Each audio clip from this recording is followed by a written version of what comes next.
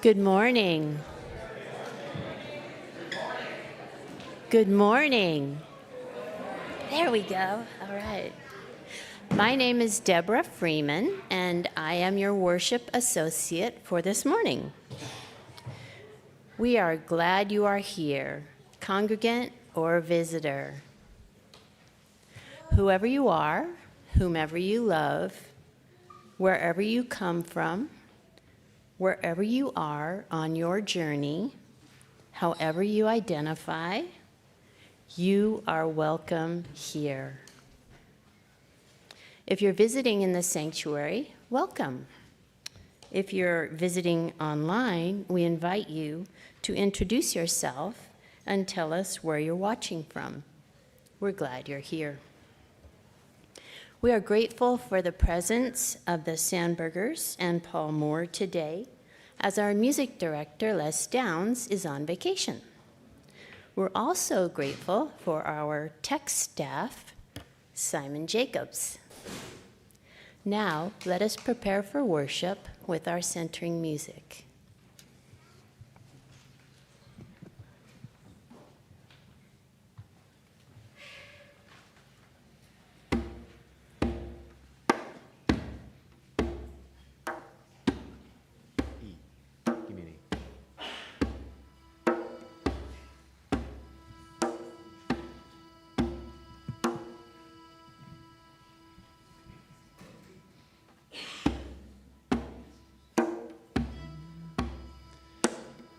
Where you go, I will go, beloved.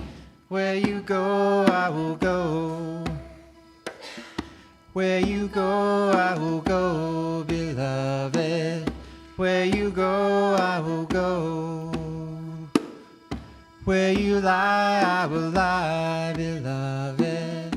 Where you lie, I will lie. Where you lie, I will lie, beloved. Where you lie, I will lie. 'Cause your people are my people. Your people are mine. Your people are my people. You're divine, my divine. You're divine, my divine.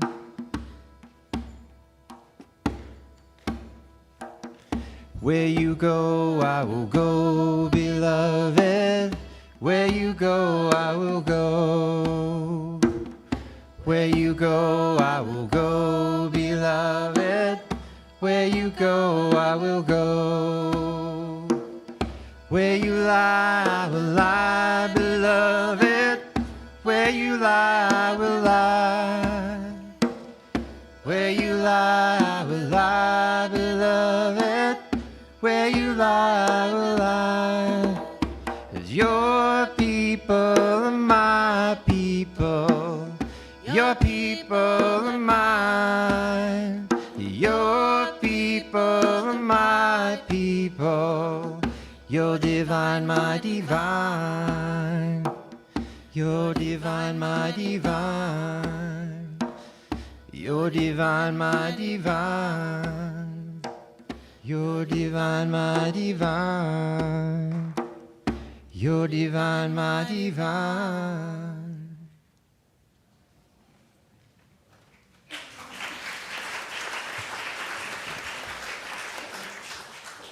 Thank you. I love that song. For our chalice lighting this morning, we have a quote from Don Nuha, she who keeps the feathers. When we plant a flower, it's because we want it to bloom and grow and become something beautiful that will brighten our everyday. If the flower doesn't do well, we wonder why. More sun? More water? Less sun? Less water? We never blame the flower, we try to help. So why is it that when people around us struggle, we do not take the same approach? Perhaps we undervalue our potential impact? We need to ask ourselves, how can we better care for this person? What can we do to help them flower? Do they need more sunlight? Be the light.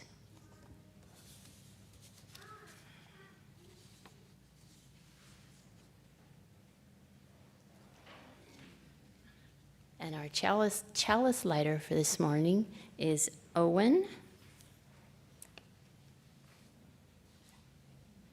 There's Owen.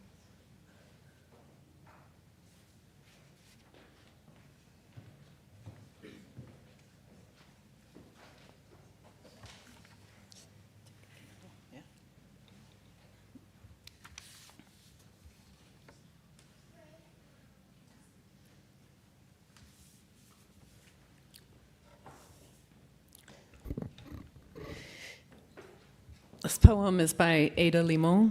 She's the 24th Poet Laureate of the United States.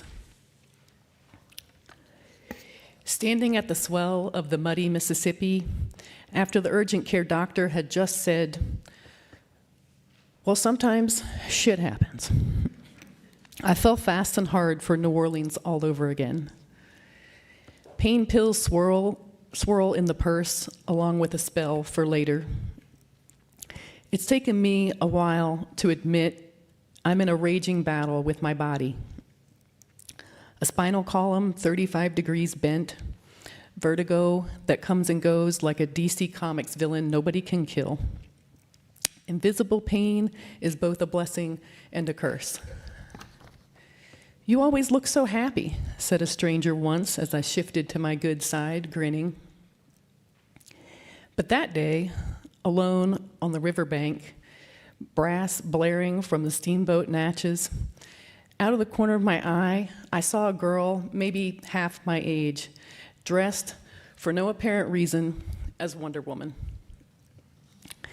She strutted by in all her strength and glory, invincible, eternal.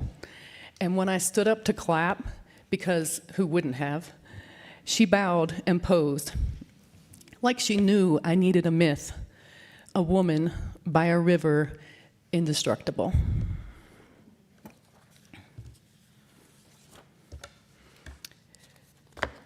Please rise and body your spirit to sing When I Am Frightened.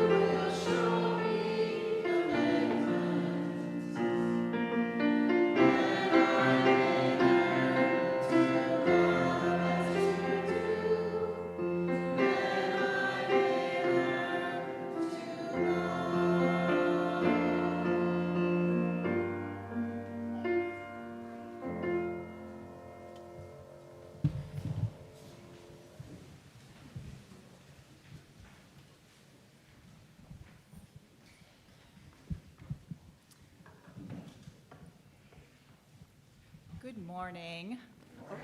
Let's try that again. Good morning. Can you hear me? Okay. I am Jen Johnson, one of the religious educators here, and I'm going to share the wisdom story with you today. The story was chosen by Kelly Riedesel, one of our worship leaders, and it is a Cherokee tale. Some of you know that the Cherokee were some of the original people on this land where we are now, and this legend is from their culture. But first, I wonder if I can get a helper or two to help me with our Wonder Box.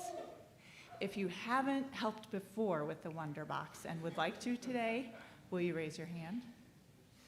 Yeah, come on up. Do you want to help too? Yeah. Can you open that for us? Find out what's inside.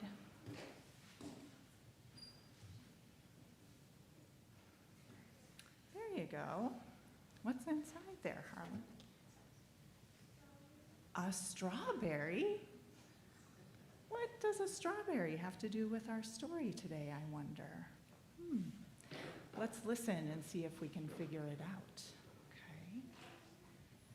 All right. The story is called The First Strawberries and is retold by Joseph Bruchac.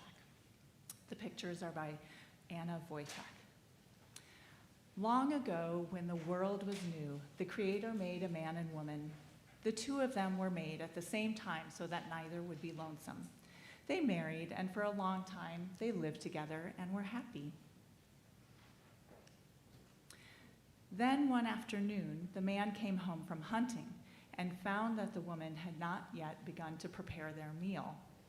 Instead, she was out picking flowers. The man grew angry. "I am hungry," he said in a cold voice. "Do you expect me to eat flowers?" Now the wife too became angry. She had picked those flowers to share their beauty with her husband. "Your words hurt me," she said. "I will live with you no longer." She turned to the west. We don't know their history. She turned to the west and began to walk toward the sun. Her husband followed, but her steps were too quick. He could not catch her. He called her name, but she could not hear him. He went as fast as he could go, but his wife was much faster. I like that part of the story. The sun shone its light down on the, skipped one. The sun watched as the husband followed her. The sun saw how sorry the man was and took pity on him. "Are you still angry with your wife?" asked the sun. "No," said the man. "I was foolish to speak angry words, but I cannot catch her to tell her how I am sorry." "Then I will help you," said the sun. The sun shone its light down on the earth in front of the woman. Where its light shone, raspberries grew up. The berries were ripe and looked good to eat, but the woman paid no attention to them and continued walking. The sun tried again. It shone down and blueberries grew. They glistened brightly in the sunlight, but the woman paid no attention to them. She only walked on toward the west, leaving her husband farther behind. Now the sun tried a third time. Where its beams touched the earth, blackberries grew up. They were dark and plump, but the woman's anger was too great, and she did not see them. At last, the sun tried its hardest. It shone its light down in the grass right in front of the woman's feet, and strawberries appeared. They glowed like fire in the grass, and the woman had to stop when she saw them in front of her. She knelt down and plucked one and bit into it. She had never tasted anything like it before. Its sweetness reminded her of how happy she and her husband had been together before they quarreled. "I must gather some of this fruit for my husband," she said, and began to pick the flowers. She was still picking them when the man caught up to her. "Forgive me for my hard words," he said to her. and she answered him by sharing the sweetness of the strawberries. So it was that strawberries came into the world. To this day, when the Cherokee people eat strawberries, they are reminded to always be kind to each other, to remember that friendship and respect are as sweet as the taste of red, ripe strawberries. And there's a big basket of strawberries at the end. Do you see that? I wonder what your favorite part of the story was.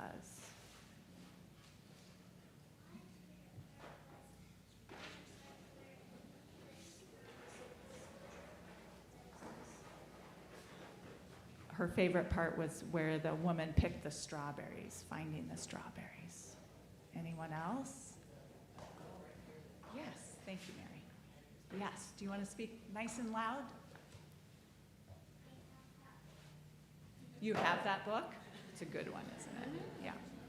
Yeah. Anyone else? I wonder if you remember having an argument or disagreement with someone you love. And for this, we don't need details. You can just think about it in your head. But we could probably all raise our hand, right? Yeah. I wonder how that made you feel. And also, I wonder how you came back together after that. If you'd like to share that, I'd love to hear it. Anyone? Saley? You had this book a long time ago? Again, verification. Good choice, Kelly. Yeah, anyone else? We can think about those wondering questions, can't we? And wonder together later. Now, children, it's almost time to go to religious exploration, so now's the time to gather up your stuff, put that away, and get ready before we sing you out. First, if you are new or visiting parents, if you're new or visiting today, we invite you to follow out the children so that you can introduce yourself to the leaders and then come back to the sanctuary, but you'll know where to pick your children up. So, congregation, will you please sing us out? The words are on the screen. Thank you.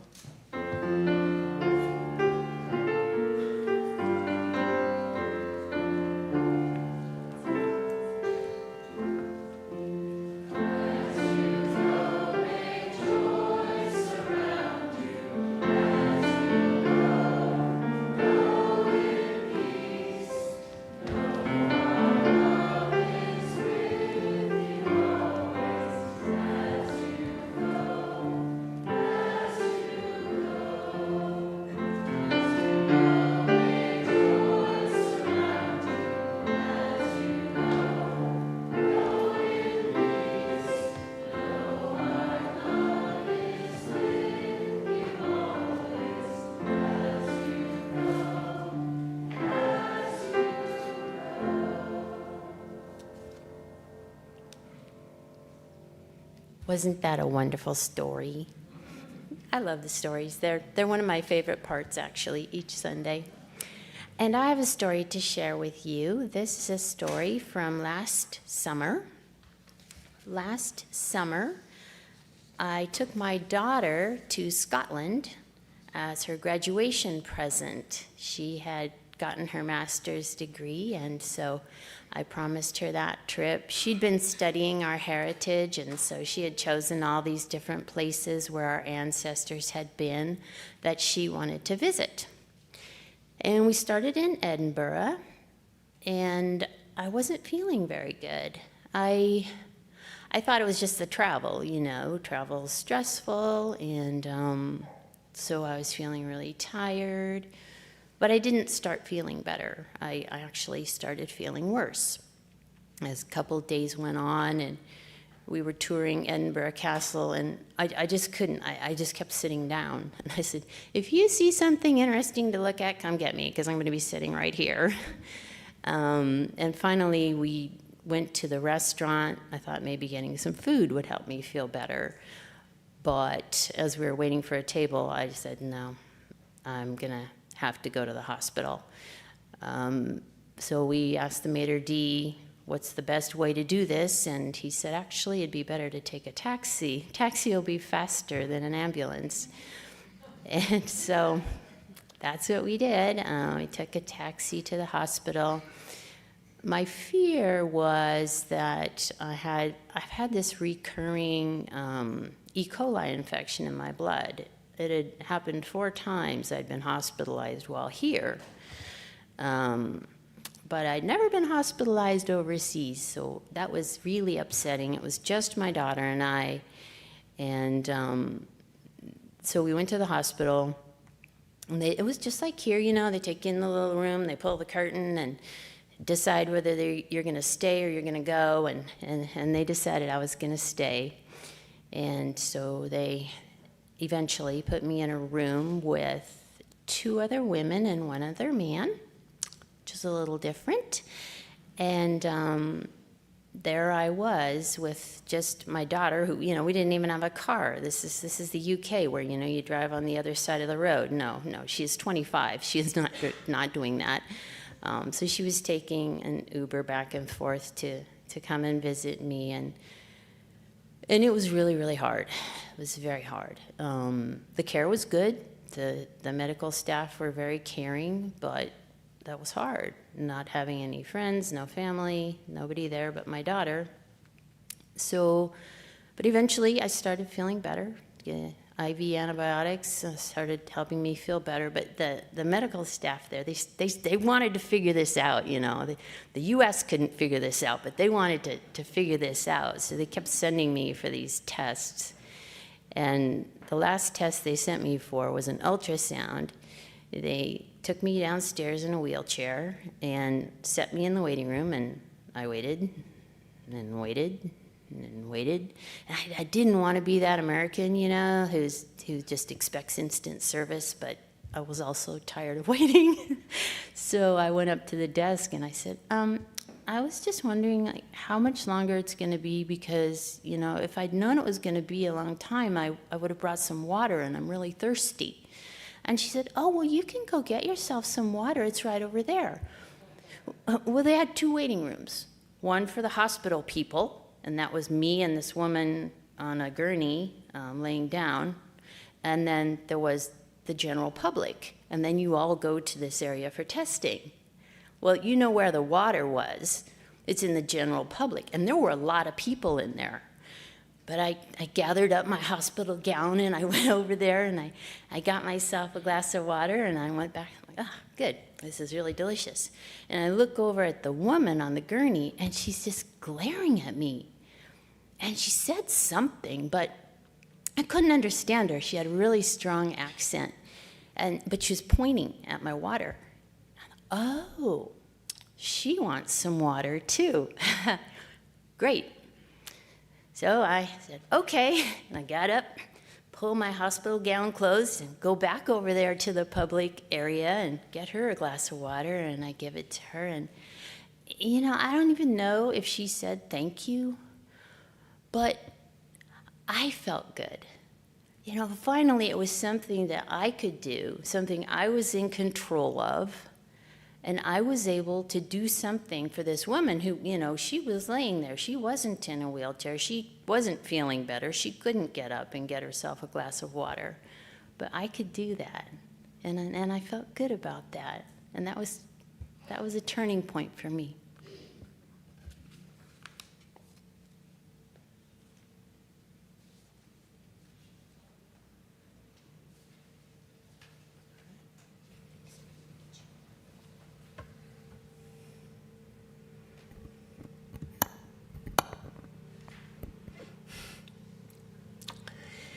This next piece is also from Dawn Yesoselanuha. She keeps the feathers. Make your story so beautiful that even the stars will wish you could touch them. Make your story so calm that you will even see Grandmother Moon smile. Make your story so bright that you will understand the birds, taste the plants, smell the winds, drink the waters, face the sun, and embrace the storms. Make your story so sweet that your mistakes are glorious.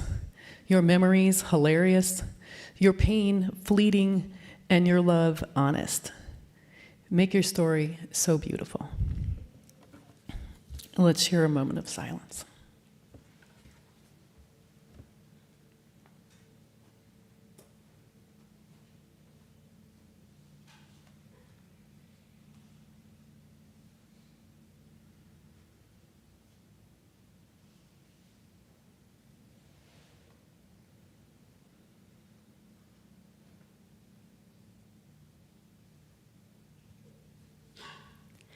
Now is the time for acknowledging our joys and sorrows with a candle lighting ritual.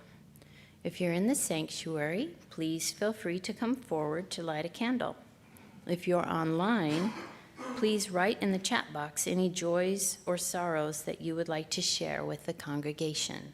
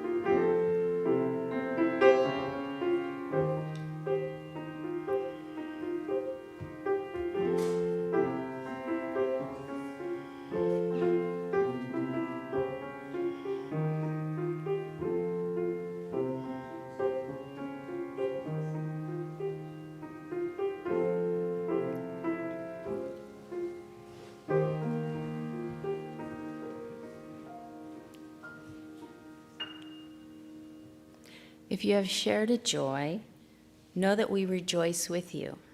If you have shared a sorrow, know that you are held in love and care by this community. We light 2 final candles this morning, one for the joys of those online and not with us today, and another for their sorrows. May they too know that they are held in love by this community.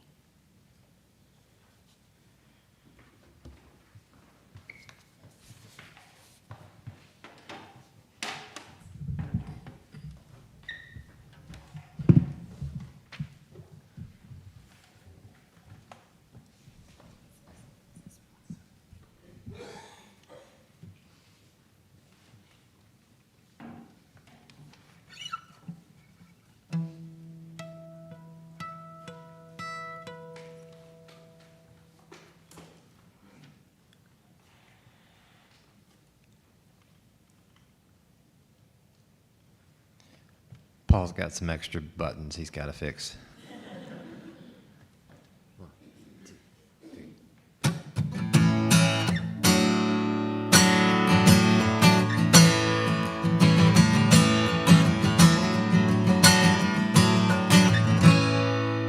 You were sent into the world as the stars danced above.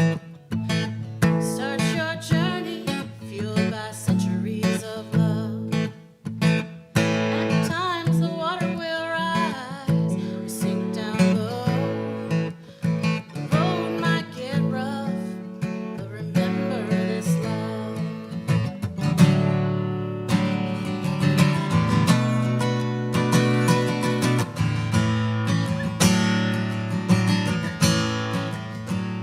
If you get quiet enough, standing where others stood, a gentle voice will remind you your heart is good. Carried in the wind and the Soft falling snow. let it surround you as you walk on your road. This space doesn't need a name. Come as you are, never far away. This love Carry you in, holds your hand, beats in your bones and in your blood. Remember this love.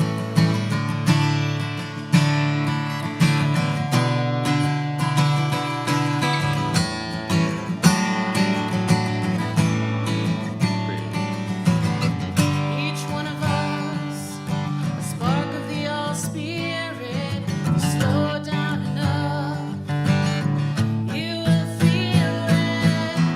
This love,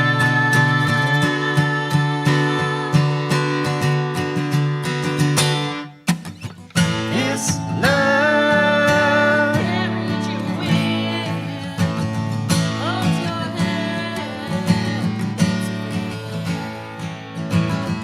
in your bones and in your blood. Remember this love. This love, this love, this love. This love.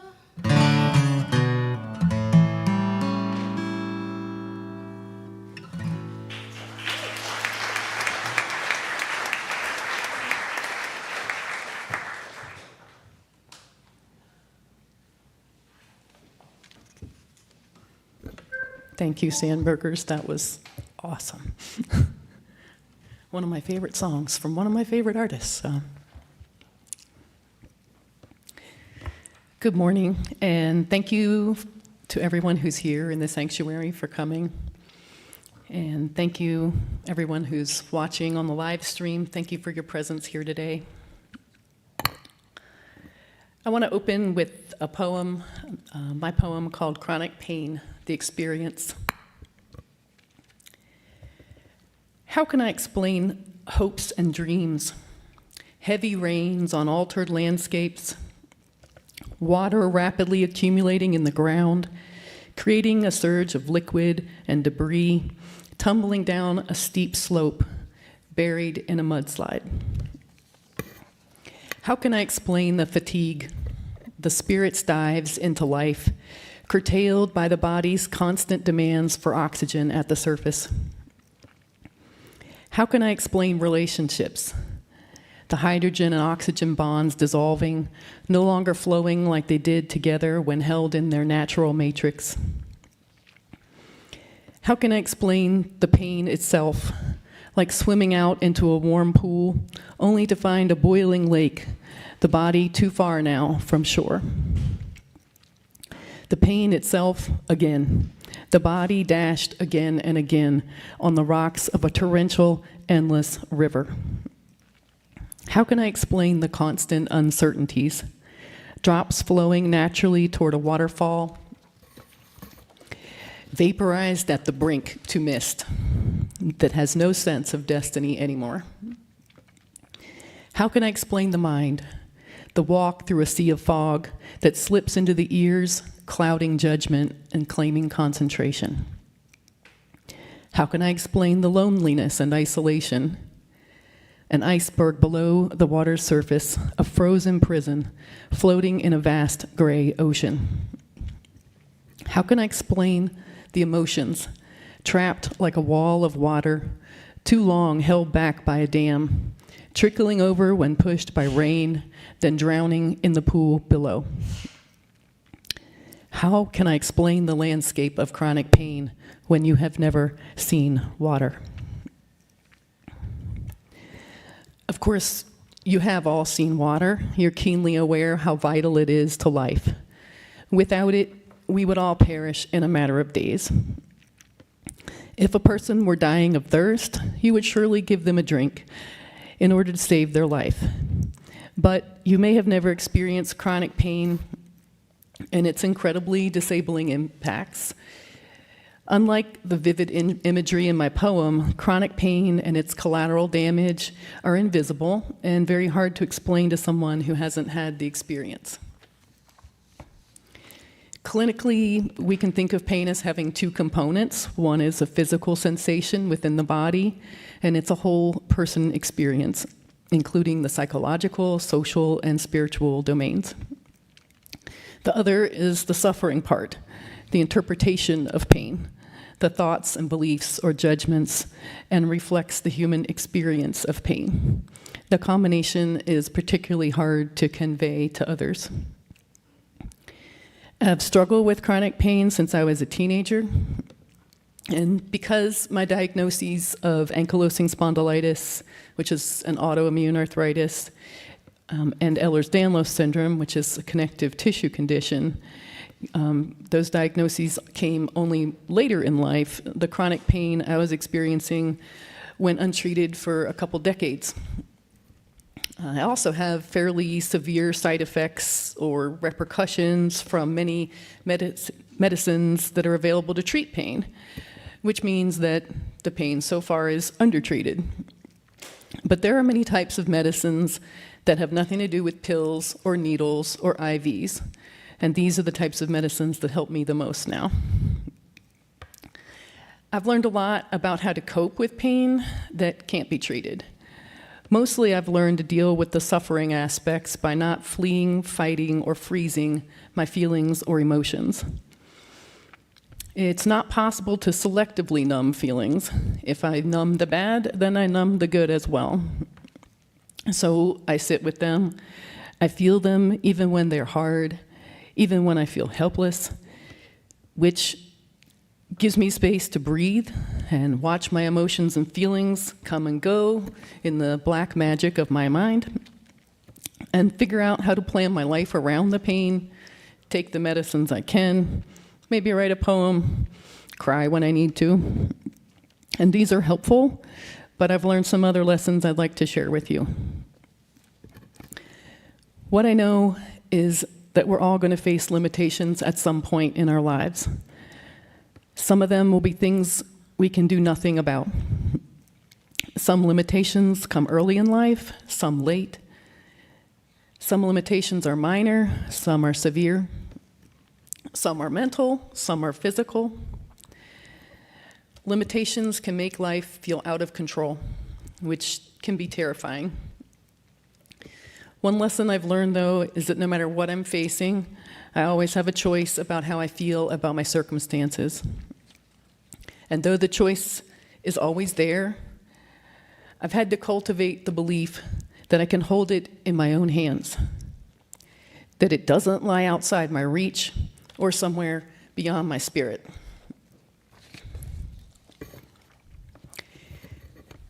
I remember when physical disability was really starting to take over my body when my son was 10. And I had to tell him I could no longer do certain activities. He sympathetically asked me, "Mom, what can you do?" Meaning, how can we continue to connect with each other? At the time, it broke my heart. But his voice and question have rung in my head often in the 10 years since then. What can I still do? We often talk about our UU commitment to share our time, talent, treasure, and presence.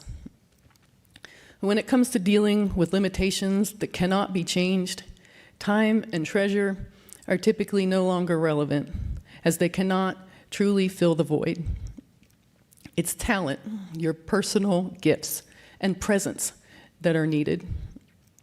In this case, my son developed a talent in blacksmithing, and I provided my presence to share in the joy of his work. Our love was not diminished. Another lesson has been that when suffering is threatening to swallow me, what helps the most is the fearless belief that I am not alone. I let that feeling carry me. I know I need the presence of others, and the plants, and the animals, and all my relations. I need to be heard and seen just as I am, just like everybody else. Mine are invisible disabilities, so naturally, what I want is for others to understand what I'm going through, and to be believed about it. But in the end, what I've learned is that it really doesn't matter if another person can truly understand the landscape of chronic pain.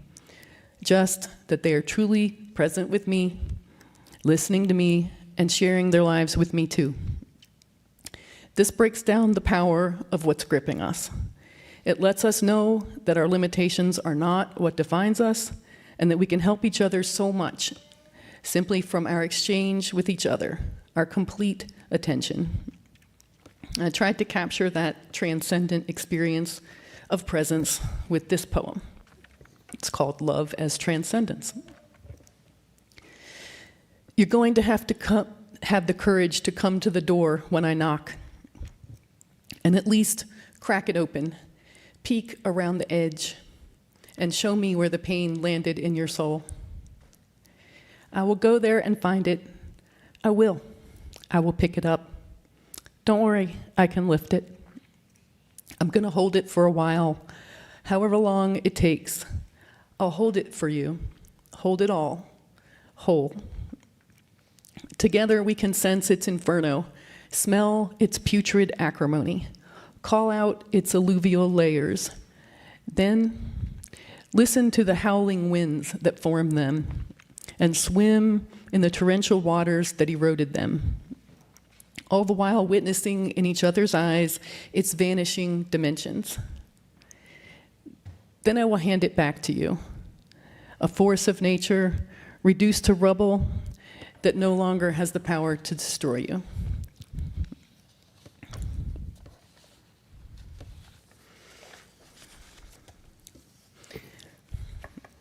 So you can listen to me prattle on about airport access for people with disabilities and rant about how comprehensive pain management should be a basic human right, like water for thirst, and about how the social contract for pain management patients is broken, and how my latest experience with the medical system has challenged my talent to choose how I feel about my circumstances.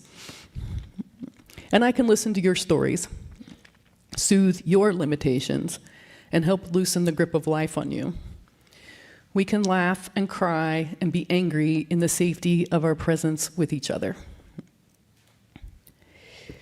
I can't always avoid the collateral damage of my disabilities on relationships and loneliness and isolation, medically induced PTSD, depression, guilt, loss of purpose, of career, of vitality. There was a time when those things overwhelmed me with suffering. Now they affect me less so, but I often still struggle with what I can do to truly help other people, because having limitations can make me feel like a burden to them. When I co-created an Ehlers-Danlos support group and listened to other people's lived experiences, I started to understand the impact of presence on well-being. I heard over and over again how chronic pain and disability had sharpened life choices into laser focus. What was important enough to still do, given limited energy and focus? If nothing else, we were choosing to be present for each other. My takeaway was, some things are worth doing, even when the body is saying, no way. Do it anyway. And while my capacity for reciprocity with other people is more limited now, that doesn't mean there's nothing I can do.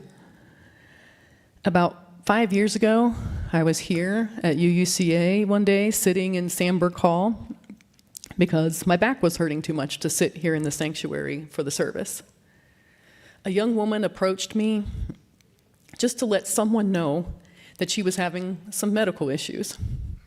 A little while later, she slumped onto the floor from her chair, and I went to her side. She said she was having problems with a bowel blockage. She handed me her phone, and as I put it in her purse, I noticed an EpiPen to treat anaphylaxis. I told her it was going to be okay. I had had medical emergencies in public places too, and that I have physical disabilities. She mentioned that most of her spine was surgically fused at a young age due to scoliosis.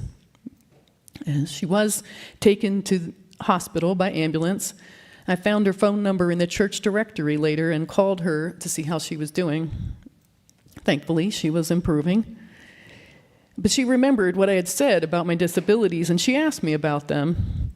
We talked, and I tentatively wondered out loud if her combination of symptoms were actually Ehlers-Danlos syndrome, EDS. It's one of my conditions, right? From my own experience with EDS, it seemed a reasonable supposition. She'd never heard of EDS before, but while we were on the phone, she was researching the condition online. She was ultimately diagnosed with EDS, as were several women in her family. Well, their well-being and personal agency were forever advanced after that. And my experience, or talent, if you will, and my presence truly mattered. So on that day, while I waited for my own pain to lessen, I was able to help someone else in a way I never could have expected. I am indebted to that young lady for providing me an opportunity to offer reciprocity to life, because there are far too many days when I feel useless in this world, and I think of her, and she's like an angel on my shoulder, reminding me that even when I feel broken, and perhaps because I feel broken, I'm enough. And then I had an experience in January of this year that really cemented how important talent and presence are to me. A friend of mine who had terminal brain cancer passed away. He was a tremendous human being, community supporter, engineer, father, son, husband, friend, and avid runner. He helped engineer one of the freezers that kept the Pfizer COVID-19 vaccine cold, so the rest of us could survive COVID, even as he knew he likely would not survive cancer. Tremendous.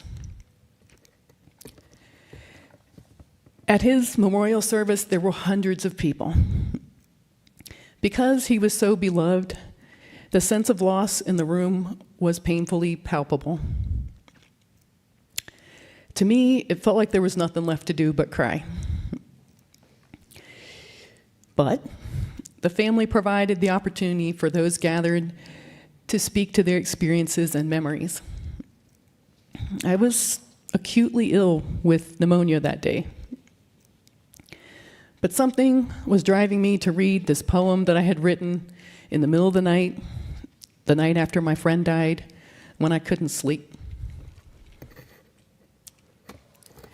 It's called Swift Breath. I felt your last breath on my cheek, and I thought the world should have stopped to see where it went. It was the last part of you I had. If it went with God, I would meet with every angel to ask for it back. If it went with the wind, swift, I would search the earth and ask all the storms for their power. If it went with the stars, I would watch each night to observe how it aligned them. But no angels or storms or stars had your last breath, for they knew it would always be in me, showing me miracles, filling my cells when they fell, and lighting my darkness.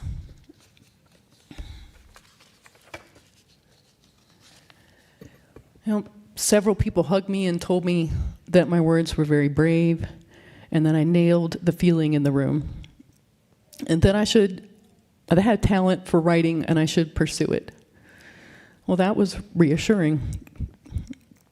Most impactfully, though, my friend's mother told me that in years to come, she would not have her son, but she would have my words, and their power would bring her strength. Her generosity after losing so much, the moral beauty of what she said to me, something inside me broke all the way and reformed itself. It was more than worth doing. It was priceless. I'll never forget that. Very few things in life are a total loss. Later that day, I thought about all the people in that room, and I realized that the vast majority of them were going to have to go back to work the next day, back to their lives. Their time to process and focus on our friend's death was limited. What I had done was give them the gift of my presence and my talent through the power of my poem to help frame our collective grief. I was able to replace tears and utter heartbreak with a beautiful way to remember him through the superpower of words and presence. I write and share my poetry more now. In her book, Braiding Sweetgrass, Potawatomi author Robin Wall Kimmerer says, in the indigenous worldview, every living thing has gifts. Birds sing, stars glitter, water heals. Every gift is also a responsibility.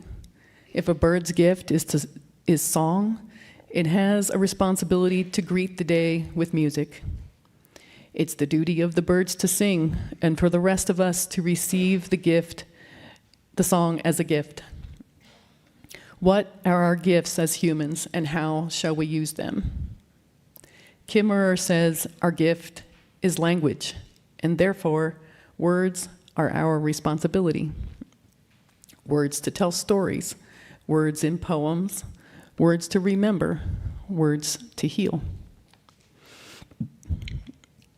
And now I can elaborate on the title of my sermon, Lessons from a Granddaughter of the Strawberry Moon. I come from Cree grandmothers from the shores of the southern tip of the Arctic Ocean in Canada. I was born under the strawberry moon, as my birthday is in June. This is the time of year we see renewal, a time when people have a chance to let go of what's not serving them and begin new growth and change. The strawberry is supported by a vast interconnected system of leaves, runners, and roots, just as the heart in our bodies requires veins and valves and connections to work properly. The strawberry moon teaches how to make and maintain heartfelt relationships in our families and communities, and the harmony that can be found among each other. Wearing its seeds on the outside, not hidden on the inside, it teaches vulnerability and reconciliation and healing. It reminds us that love is an active experience, one that involves commitment, compassion, and caring, of the sharing of presence and gifts with each other in order to keep each other connected on the metaphorical vine with each other as we're meant to be. This is my kind of medicine.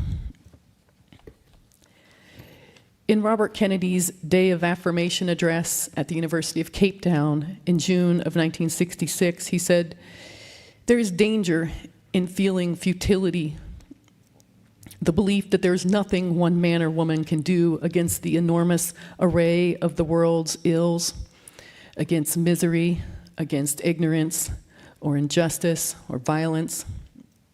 We must remember that many of the world's great movements of thought and action have flowed from the work of a single human.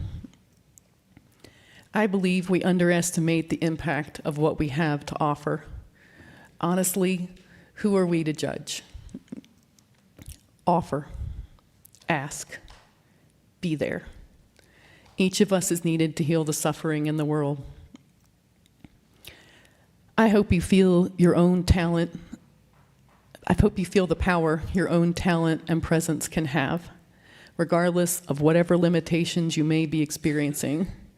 You're more than enough just as you are. Talent and presence are superpowers we all possess. Share them widely. You can change someone's day or life so easily. Remind them of their gifts as you share yours. You don't need to be a poet or wait for just the right moment or worry that vulnerability will swallow you. So far, it's built me up from the inside out. Just be authentic and unique, super you. So, T for talent, P for presence. Shall we call it the TP, superpower? You have the power to wipe away forces of nature, forces like fear and heartbreak. You possess the fabric to wipe away tears and frustration. You are the balm to someone else's limitations. You're the medicine, and I urge you not to hold it back. Now that the human race has largely survived COVID-19, when we could not be in each other's presence, we need to get on with the job of living, of being human beings, of taking care of each other while knowing our own unchangeable limitations can lead to the things that help save someone else from the devastating things they cannot change. Like strawberries, we are fragile and perishable. Let us offer our gifts and presents in reciprocity to each other while we can. And now our hearts and minds are one. Please join in singing, "I Am That Great and Fiery Force." Rise in body and spirit as you're able. We are going to do a version of this that's a little different from what's in the hymnal. So let us sing through the first verse, and then feel free to join us from there.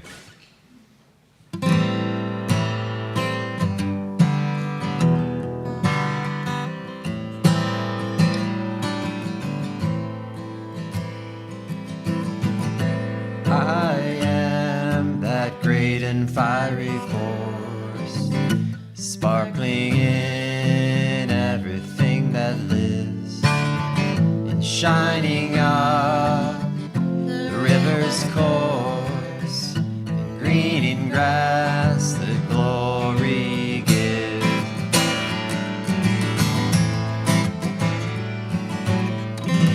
Shine and glitter of the seas, burning sun and moon and stars, in unseen wind and bird and trees, and breathe within both near and far.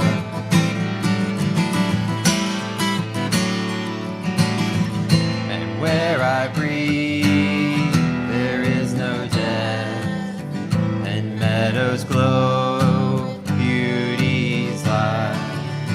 I am in awe, the Spirit's breath, and thunder work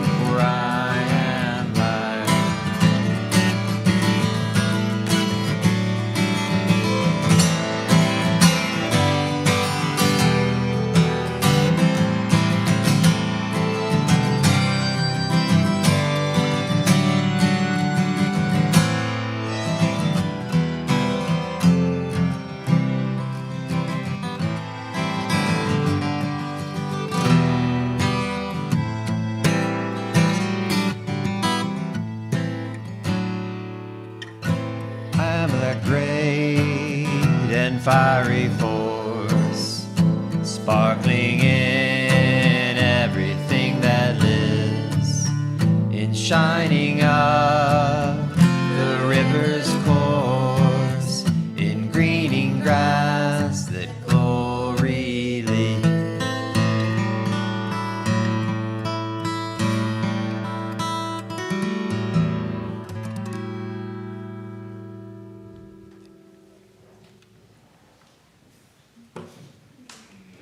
Thank you.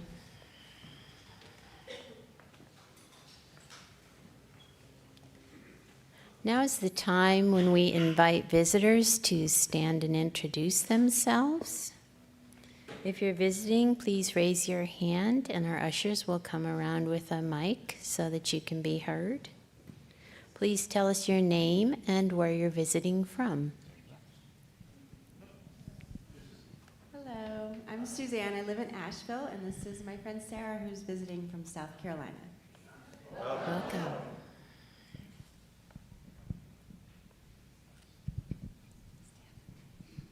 Hi, I'm Bill. This is my wife Trudy, and we're from Austin, Texas here, just enjoying Asheville for a month or so. Welcome. I'm Alan Moore and Marilyn Henderson. We're UUs from Charleston, South Carolina, visiting Cecil and Myrtle for the weekend. Welcome. Hi, my name is Tim Lawler. I'm currently from Asheville. I moved here about a month ago, and I've been a UU in Racine, Wisconsin, and Washington, D.C., but I moved here from Miami and Barcelona. Hey, I'm Britt, and I was in UU in Brevard, and I kind of moved around. I came back to North Carolina recently, so I'm visiting from Waynesville. Welcome. Hello, I am Christine Magnola Ray with my husband David Ray. We're former members of the UU Church of Congregation of Asheville, and now living in Charleston, South Carolina, and really good to be back.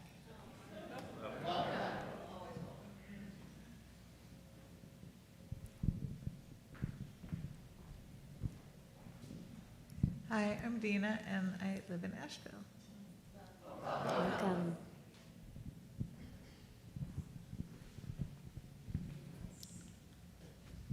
All right, thank you, everybody. Oh, one more. I'm not a visitor. I'm Tori. I'm a member, and I'm with the Care and Connect team here at the congregation. And I want to invite all visitors to our welcome table in Sandberg Hall for coffee hour. So stop by.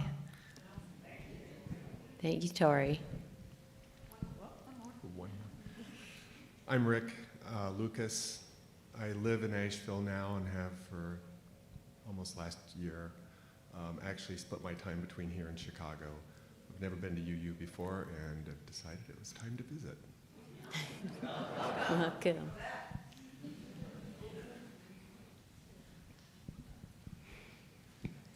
Our announcements run as slides at the beginning of the service. If you miss them, just refer to Thursday's weekly e-news, as everything is described there. The work of this congregation is within, among, and beyond these walls. We'll hear today from Amy Wright Glenn, who serves our congregation through religious exploration.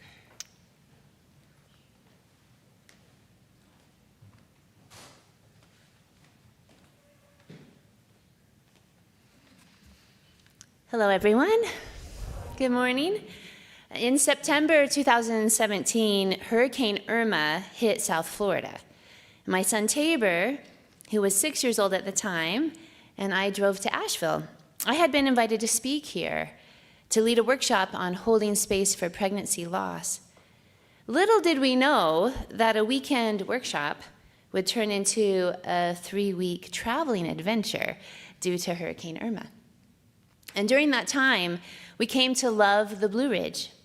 We nourished friendships and felt a sense of home. "It's more gentle here," Tabor said, looking up at the mountains. "There are more trees." Well, we also love the wonder of living in tropical lands where wild parrots fly free and mangoes grow on trees. We love snorkeling with bright yellow fish in South Florida. Yet, he was right. There is a gentleness here, and there are more trees. Amazingly, through many trials and adventures, life did bring us here. Starting in the summer of 2021, we made the move from South Florida to Asheville. Of course, we still visit dear ones in the Sunshine State. We still swim in South Florida oceans, for the human heart is vast and can call many places home. One place that has been home for my heart since I was 18, over 30 years ago now, is the Unitarian Universalist tradition. I've attended GA, volunteered on committees, taken classes, facilitated classes, and learned so much in this tradition. When he was a few weeks old, Tabor was dedicated and blessed by an amazing UU minister, Reverend Charles Stevens, in New Jersey. The Unitarian Universalist tradition has been an important religious home. I love so many things about the UU community, not the least of which is that here, I can still call and refer to my LDS or Mormon heritage as a home too. For I was raised Mormon, the eldest of 7 in Utah. And while I'm no longer active in the LDS faith, I carry so much of that goodness with me. The love of Jesus, the loyalty of family, and a heart dedicated to service. The UU tradition has always embraced all of me in that regard. I've never been asked to leave behind what I knew before. I am so grateful for that. For yes, the human heart is vast, and it can call many religions home. During our time in Florida, I was asked to be the director of religious education, and I joined the paid staff at our church there, UUFBR, the Unitarian Universalist Fellowship of Boca Raton. And for 4 years, so much of our family's heart, energy, and love was found in that amazing church. Tabor and I decorated UUFBR's sanctuary for Christmas, celebrated Passover, recited the covenant, and nourished lifelong friendships. Upon moving to Asheville, it was a joy to discover Reverend Claudia Jimenez was a beloved colleague of Reverend Harris Riordan, UUFBR's minister, and a dear mentor of mine. So upon coming here, I knew I wanted to continue the legacy of connection, service, commitment. It made perfect sense to volunteer with religious explorations at UUCA. And so I did. For the past year, I joined colleagues here in bringing our 6th, 7th, and 8th graders to Baptist, Hindu, Jewish, Muslim, and Catholic services. We laughed, talked, shared, meditated, learned, and even prayed with our larger Asheville community of faith, drawing upon the wisdom of many traditions. We have created art together, debated, discussed, wondered, and shared our concerns and hopes. Tabor joined RE too, learning and growing with his peers and dedicated adult volunteers. So, I stand here today to share a part of our journey with you. For it is my hope that we can get to know each other as Tabor and I nourish our UU roots in the Blue Ridge. I am also here to encourage you, especially those of you who are new, who may have found this place due to a few hurricanes in life, to volunteer with religious explorations. You'll find amazing peers to work with, bright, creative children to learn from, and perhaps continue to discover the truth that the human heart is vast, and it continues to be so. Thank you.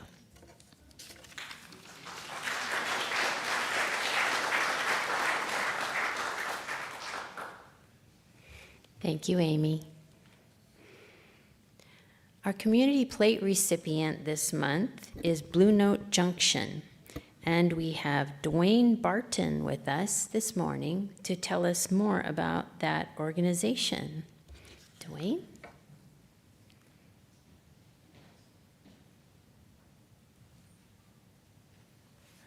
My name is Dwayne Barton. I'm here to speak on the Blue Note Junction.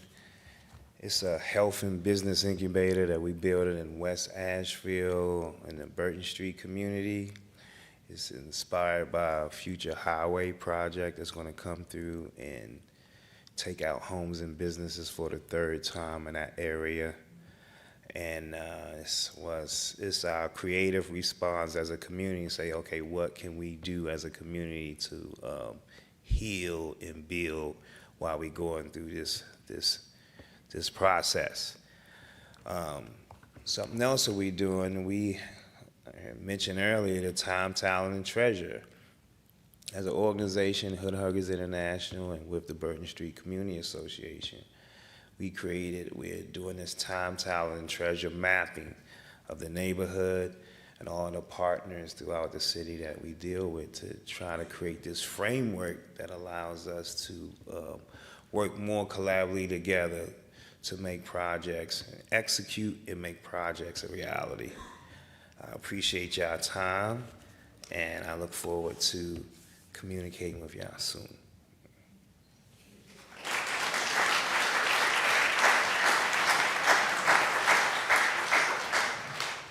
Thank you, Dwayne, for that and for the important work that you're doing. Today's offering will support our community plate partner, Blue Note Junction. If you wish your contribution to be designated differently, please note that on your check if you're writing a check. You can also donate online. Today's offering will now be given and gratefully received. If this is your first time here, please let the collection plate pass you by.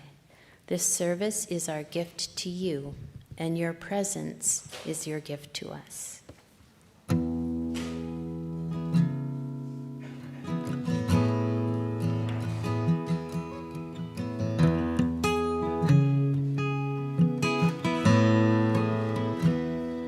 When I breathe in, I breathe in peace. When I breathe out, I breathe out love. When I breathe in, I breathe in peace. When I breathe out, I breathe out love.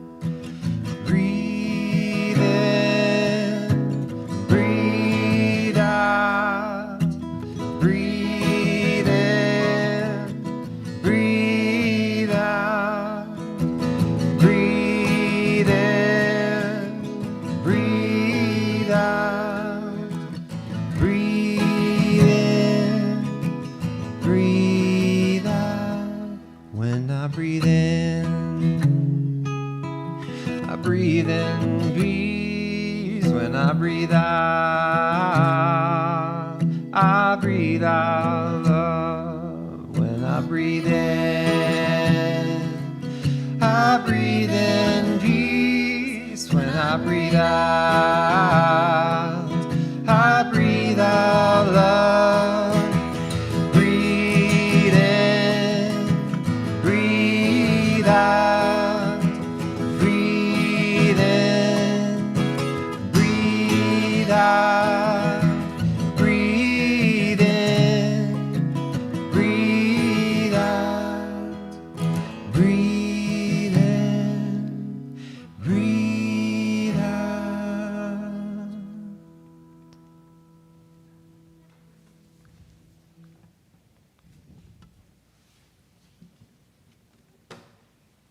That was beautiful.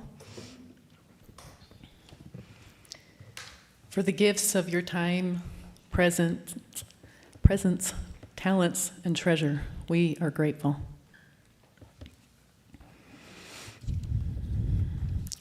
Got some closing words here. What if I don't want to be a warrior? What if I'm tired? Be the river. Be gentle. Flow gently, but with intention. Because water gently smooths the jagged rocks. We are only humans, mostly subtle, but fiercely powerful. We can change everything for the better.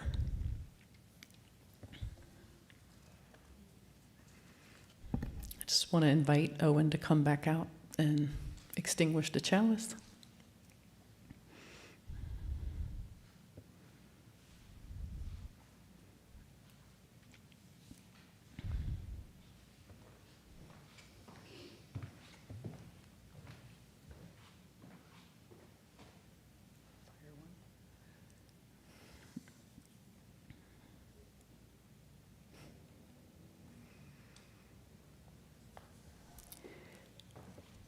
Please rise in body or spirit as we sing our closing song, followed by the postlude, and by a time of fellowship in Sandberg Hall. If you need to leave during the postlude, please do so quietly so others can enjoy the music. Thank you.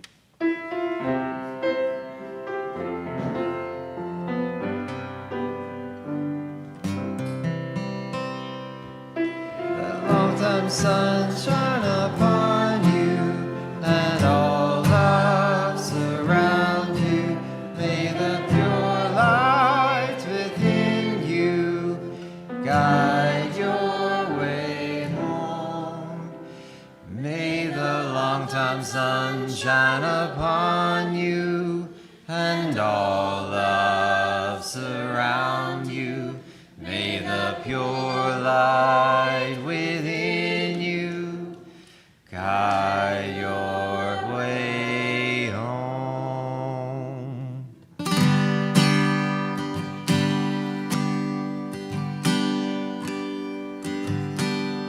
Y'all feel free to sing along with this if you want to. You can quietly leave, you can loudly leave, you can do whatever you want. Said this little light of mine, I'm gonna let it shine. This little light of mine, I'm gonna let it shine. This little light of mine, I'm gonna let it shine, let it shine, let it shine. Let it shine. Even in my home, I'm gonna let it shine. Even in my home, I'm gonna let it shine. Yeah, and even in my home, I'm gonna let it shine. Let it shine, let it shine, let it shine.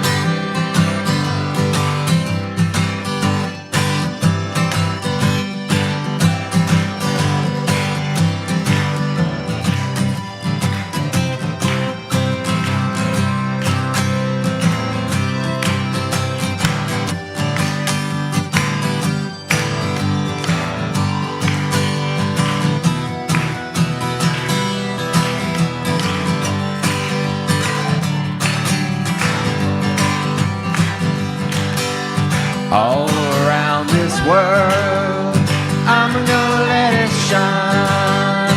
All around this world, I'm gonna let it shine. All around this world, I'm gonna let it shine. Let it shine, let it shine, let it shine. This little light of mine, I'm gonna let it shine. This little light of mine, I'm gonna let it shine. This little light of mine, I'm gonna let it shine. Let it shine, let it shine, let it shine. Let it shine, let it shine, let it shine. Let it shine, let it shine, let it shine. Let it shine, let it shine, let it shine. Let it shine, let it shine, let it shine.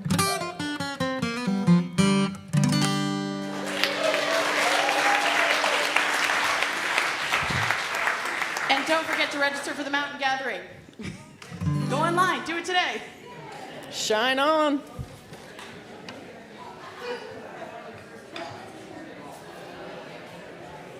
Okay. Oh, you're talking screen.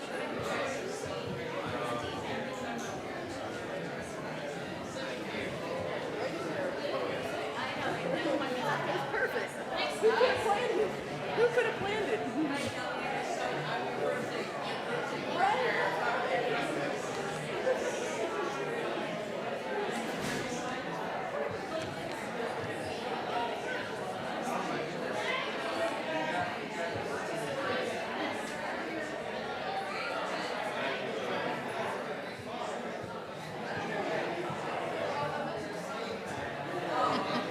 Thank you.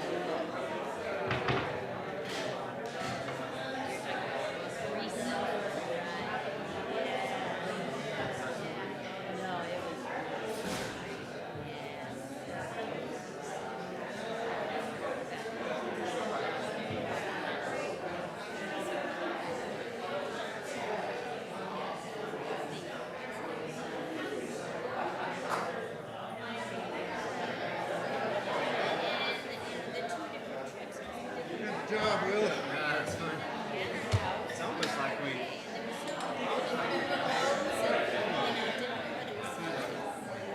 I'd like to, not necessarily.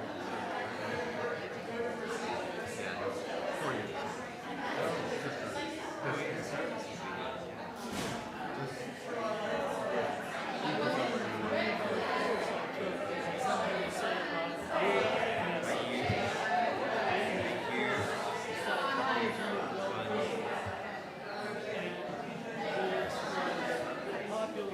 Yes, I did. I had a gaggle of children.